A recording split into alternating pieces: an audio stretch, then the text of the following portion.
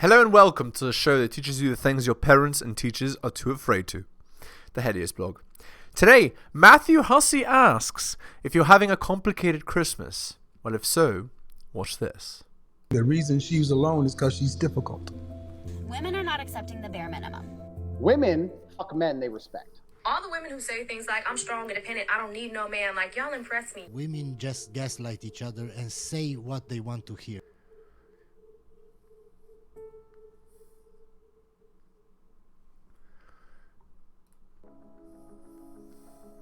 Christmas and the holidays in general are a great magnifier.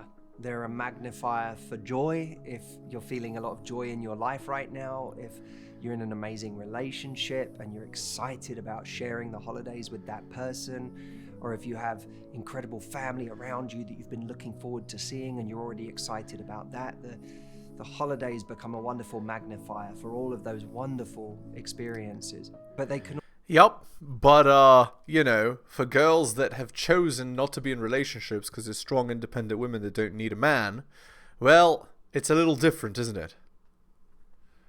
also be a magnifier for pain. If there's someone in particular you're missing this Christmas, if there are people that have left your life, Alpha Widow.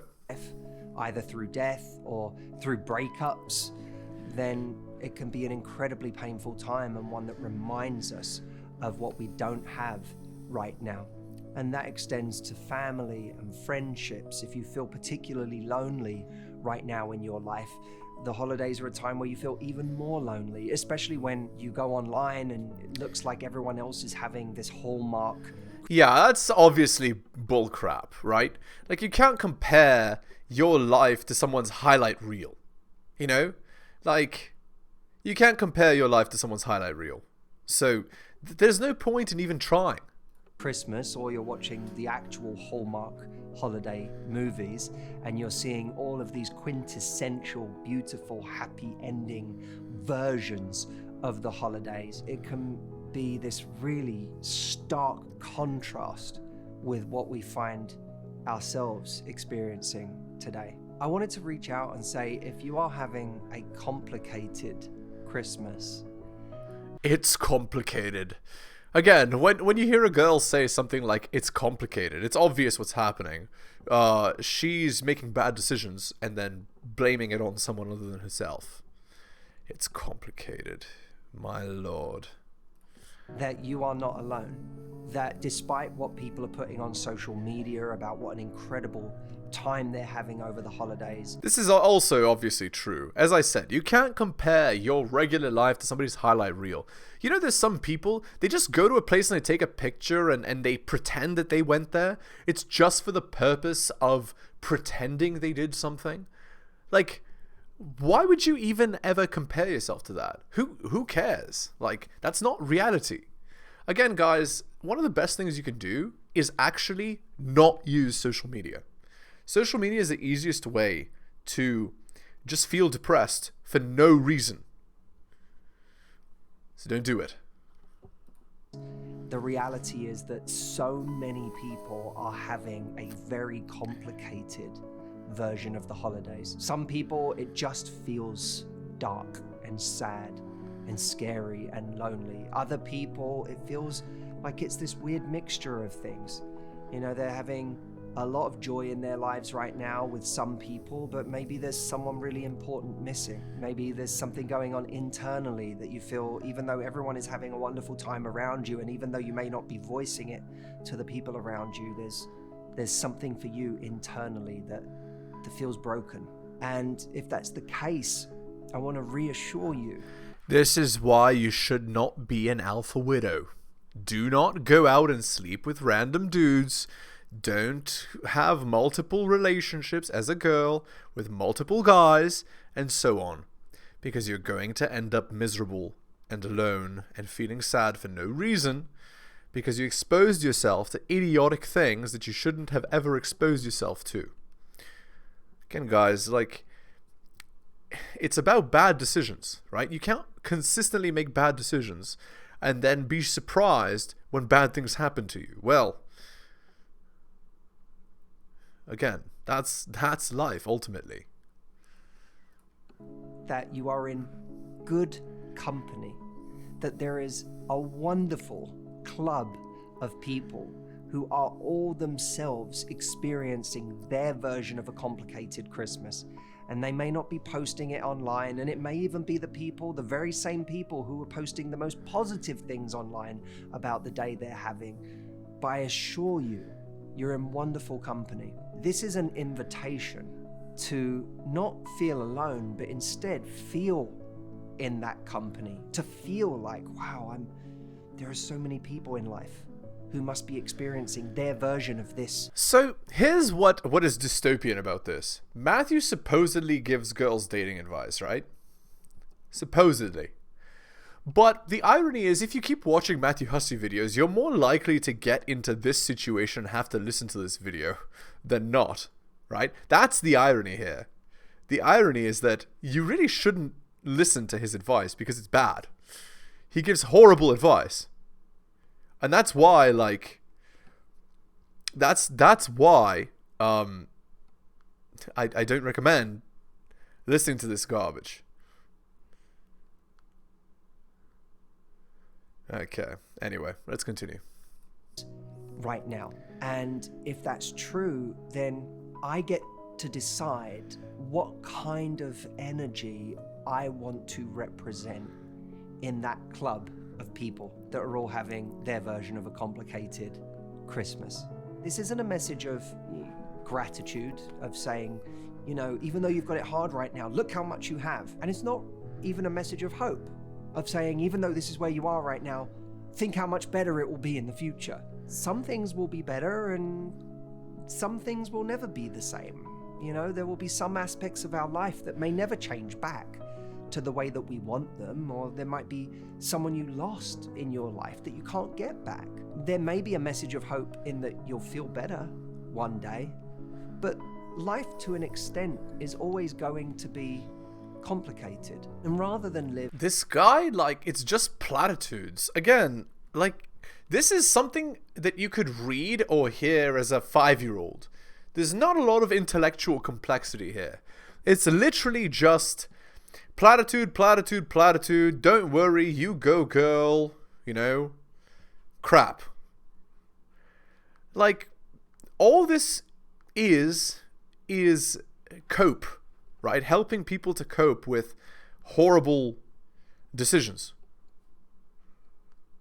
So, I don't know if this is the best advice to be giving, frankly. Because ultimately, it hurts more than it helps, right? Giving people coping strategies rather than solutions to their problems, or at least, you know, yeah, I don't know. I find this sort of thing to be kind of, it feels to me to be in bad faith. Again, let me know in the comments what you think about this. But to me, this sort of stuff is not helpful. It actually hurts much more than it helps.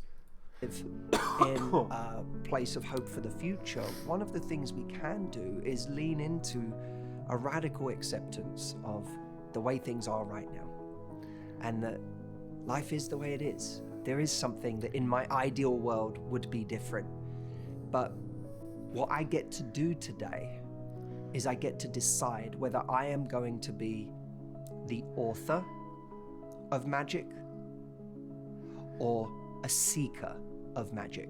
And seekers of magic wait for things to change. They wait for the conditions of their life to be right before they decide to bring a certain energy. Authors of magic decide to create magic wherever they are, without that family member present, without that relationship in their life anymore, or with whatever problems they're facing in their life right now. Authors of magic decide to create magic where they are.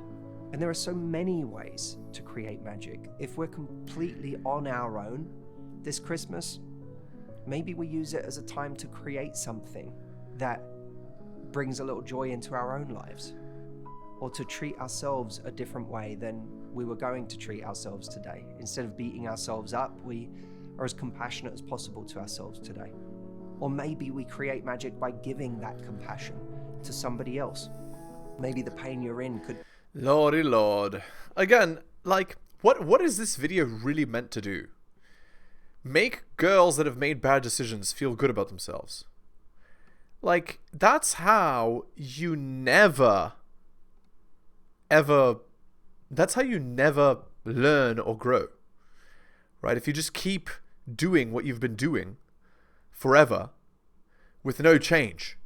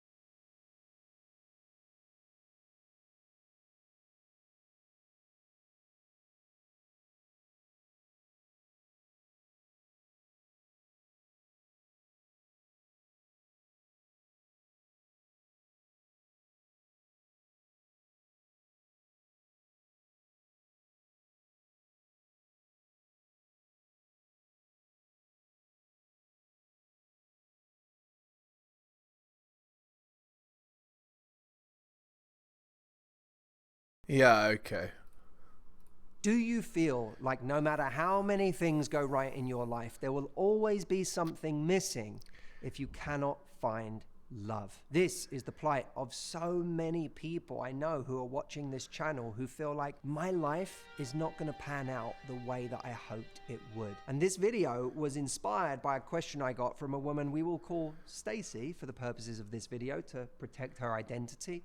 But here's what she said. After spending 10 years working on myself and what I want, my standards have gone up. How do I have faith that I'll meet the... Yup.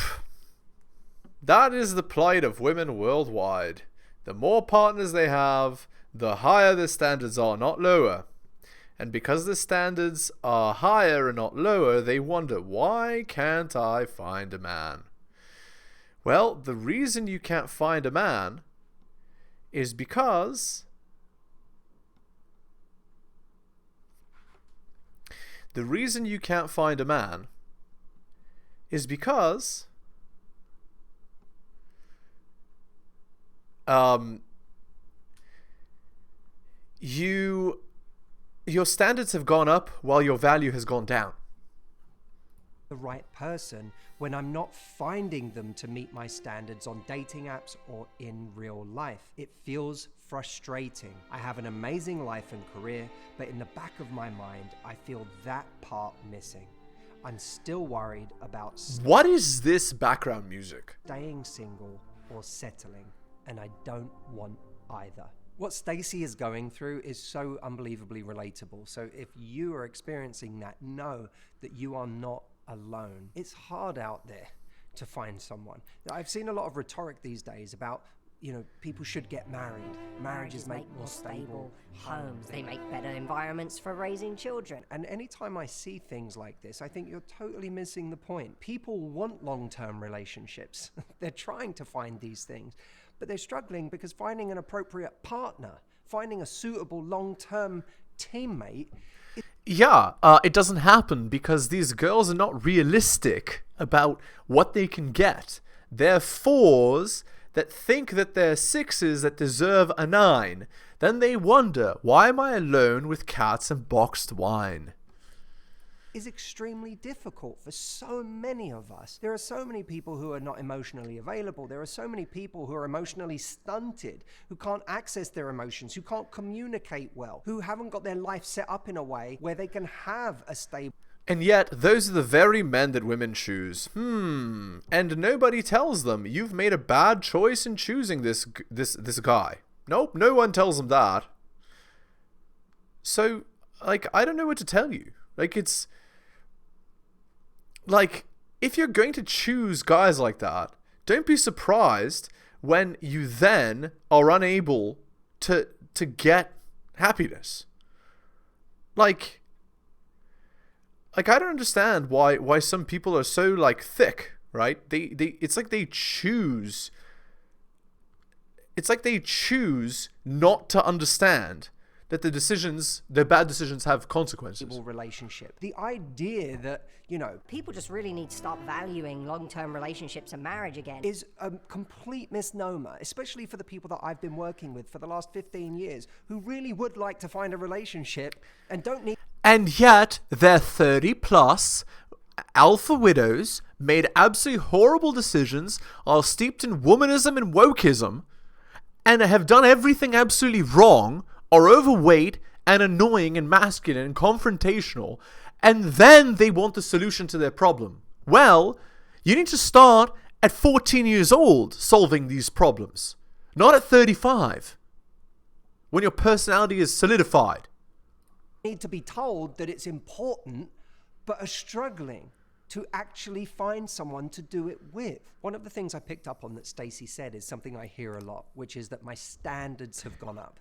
And a lot of people say this to me, my standards have gone up, and now it's gotten much more difficult to meet someone. There's definitely areas where our standards go up in the right ways and we start to eliminate some of the wrong people. And that can make it feel like there's less choice, but really we've just eliminated the poor choices that we shouldn't have been entertaining in the first place. But sometimes we raise our standards in ways that actually hurt us. Let's talk, amidst all of these things that you can't control, about 3 things that you can control. The first mistake I see a lot of people making in love is valuing the wrong things in people. So we have really high standards about things that don't actually matter. I talk to many people who value the fact that someone seems to be doing very well for themselves, or they seem to have achieved a lot in their life, or they seem to have a lot of charisma. They seem to really own the room, or they're respected by lots of other people, or they're very in demand among lots of other people. You know, the number of times I've spoken to someone who has told me, They have so many potential suitors. They have. Yeah, these are the only guys that girls find attractive. Winners. So, again, you can't change women's nature, right? But you can change them, their standards. And here's what I mean. If from the beginning you tell them, guys are a prize, they have to be earned. In order to earn them, you need to have the behaviors that good guys want, that competitive men want. You need to be fit, feminine, cooperative, bedroom fun, loyal. You have to be submissive. You know, if you teach girls this, you have to dress in a feminine way. You have to act in a feminine way. You have to present yourself in a feminine way. You have to not make poor decisions. You have to not have a lot of partners. You have to, when you teach girls this, right? And then look in so there's a problem in Asia now, right? Where because they chose not to have girls. There's a few girls and a lot of guys, and so girls are super, super choosy and selective, and then a lot of them end up alone. Well, again, it's because you disdain men. You think men are this replaceable resource that you don't have to work to attain. And if you believe that, well, of course you're going to end up miserable. Like, it's kind of amazing to me that girls, like, make all these poor decisions. And then they don't understand why things aren't going well for them. So many people chasing after them. as if that's a reason to go for that person, as if that alone is going to make someone a good candidate for a relationship. Hey, if you've watched this far in the video, it's because you want to find No. Sorry, we're going to skip this ad. Someone's popularity in the dating market doesn't make them a good candidate for a relationship, certainly not automatically. Their success, what they've achieved, what neighborhood they live in, they have great style, the fact that they're tall, none of these things make for a great relationship. So the idea that these are the things we're going to value the most on the way in is suspect to begin with. The number of people who could... Absolutely. But these girls, again, you can't change a girl's hypergamy, right? You can't change that they want a winner, they want a competitive, strong man, they want a guy that other men want to be and other women want to be with. You can't argue with these things. So why are you telling girls like that is wrong, that their nature is wrong? You can't change a girl's nature. So why are you telling them that that's wrong? That isn't wrong. What's wrong is that they make the bad decision from the beginning. They make incorrect decisions in choosing partners, and they make those decisions because they don't understand what they actually need to do in order to be competitive for the partner that they want. But you're not giving them that advice. You're just telling them platitudes and then expecting them to get it. Well, of course they're not going to get it. How could you possibly expect a girl to get platitudes? They don't learn anything when you say these things to them. Because platitudes mean nothing. Can talk to me for hours about a situation. They can literally plot from the moment they met someone, whether it's in real life or on a dating app, to 7 months later when it fell apart. And when they tell me the story of everything that happened in between, nowhere in there can I figure out why it is they like this person so much. They like them because of hypergamy. They're strong, successful, competitive men that other men want to be and other women want to be with. But because their standards are so high, only these men will do. And men that actually would be long-term boyfriends and husbands that they should have married when they were 21, well, no, we can't be with that guy. That guy's a loser, right? And of course, if you think that, you're never going to be happy. You're going to be perpetually miserable because you made the wrong decisions from the beginning. So how can you possibly have a successful life? You can't. It's impossible.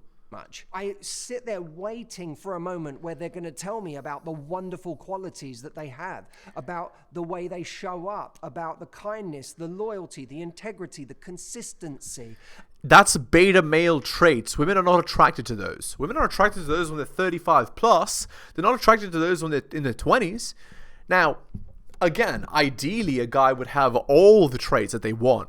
Tall, strong, competitive, successful, and also be a good provider. But 99.9% of men aren't these.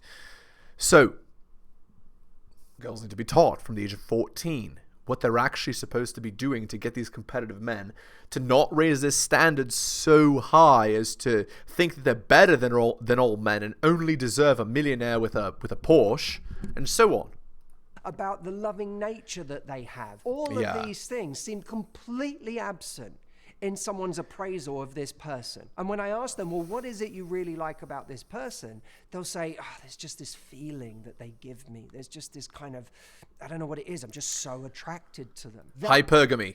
That is something we should call into question for ourselves, because what it means is that we are having standards around the complete wrong things. None of those things are going to make someone a great teammate in a relationship. A relationship is not some short-term... Again, Matthew is talking about, like, it's platitudes, right? It's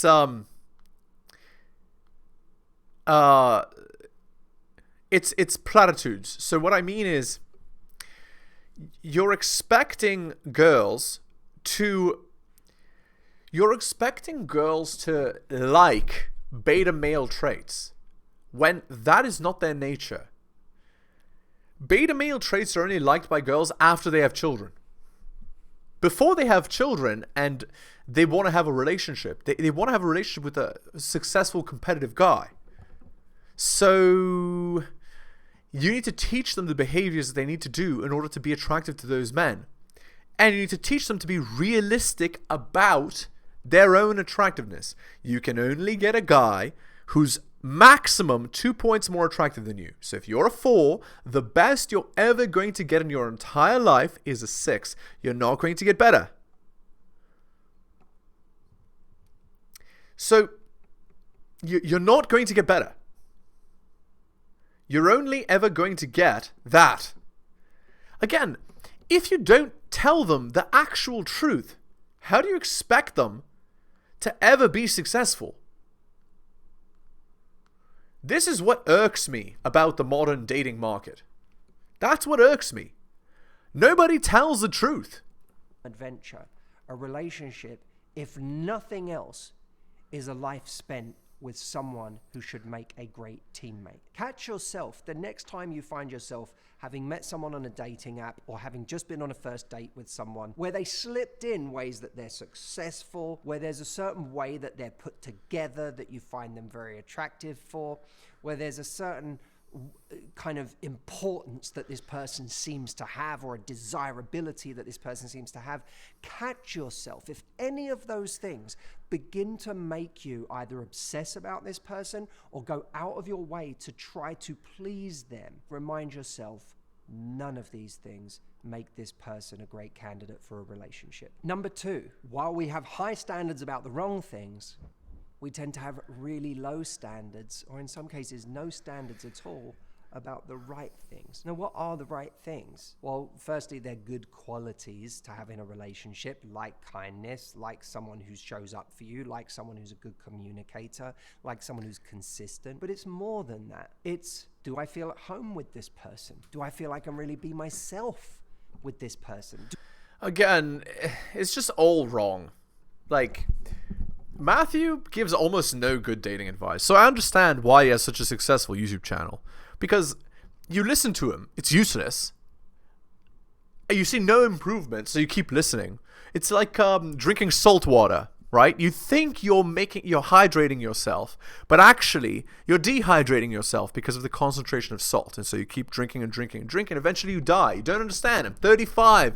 I still don't have a relationship. I've been watching these relationship advice videos the whole time. Why am I still unsuccessful? Girls, if you really want to be successful, come to my coaching. I'll tell you the truth. It'll hurt, but at least you'll get the guy you want. Alright, let's end the video there. Hit the like, hit the sub, hit all for notifications. Drop me a donation like Hunter M, Adrian L, Tom, Bobby, Dylan, Renaissance Press, and Brian. Shout outs to you, most recent Patreon subscriber. My Patreon can be found at patreon.com/theheliosblog. Buy my books at bit.ly/heliosbooks. My coaching can be found at theheliosblog@gmail.com. That's my email. Just send me an email. I'll slot you right in. Thank you so much for listening, guys, especially if you listen to the end. Take care of yourselves, and I'll see you next time.